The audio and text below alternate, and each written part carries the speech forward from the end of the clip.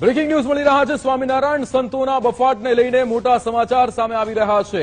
સ્વામિનારાયણ વંશજ નૃગેન્દ્ર પ્રસાદ મહારાજનું મોટું નિવેદન સામે આવ્યું છે। વડતાલના નૃગેન્દ્ર પ્રસાદ મહારાજે શિક્ષાપત્રીનો ઉલ્લેખ કર્યો છે। સ્વામિનારાયણ ભગવાનની શિક્ષાપત્રીને ન પાળે તે અમારો નથી, આવા નિવેદનો કરવાવાળાને અમે નથી આપતા માન્યતા, તેવું પણ મહારાજ દ્વારા નિવેદન આપવામાં આવ્યું। આ લોકો પોતાની પ્રતિષ્ઠા મોટી કરવા માટે નિવેદનો કરે છે।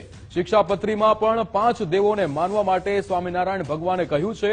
જડતા અને મૂર્ખતાના કારણે આવું કોઈ નિવેદન કરે તો તેને ન માનવું। બોટાદના સનાળીમાં મૂર્તિ પ્રાણ પ્રતિષ્ઠા મહોત્સવમાં આ નિવેદન આપવામાં આવ્યું હતું। ભગવાન સ્વામિનારાયણ શિક્ષાપત્રીની અંદર સ્વયં એમ લખ્યું છે કે અમારી શિક્ષાપત્રીની આજ્ઞા જે ન પાળે એ અમારો નથી। એટલે ભગવાનની આજ્ઞાનું ઉલ્લંઘન કરીને કોઈ પણ વાત કરતા હોય તો એ સ્વામિનારાયણ સંપ્રદાયનો નથી, એ સ્વામિનારાયણ ભગવાનનો નથી, એ સ્વામિનારાયણ સંપ્રદાય જ નથી। અમે એને નથી માન્યતા આપતા, ભગવાન સ્વામિનારાયણ એને માને। મારી તમને બધાને પણ ભલામણ છે, તમારે કોઈ પ્રશ્ન આવે તો એને સ્વામિનારાયણ સંપ્રદાય આવું કહે છે એવું ન માનું, કારણ કે સ્વામિનારાયણનો છે નહીં, પાખંડ અને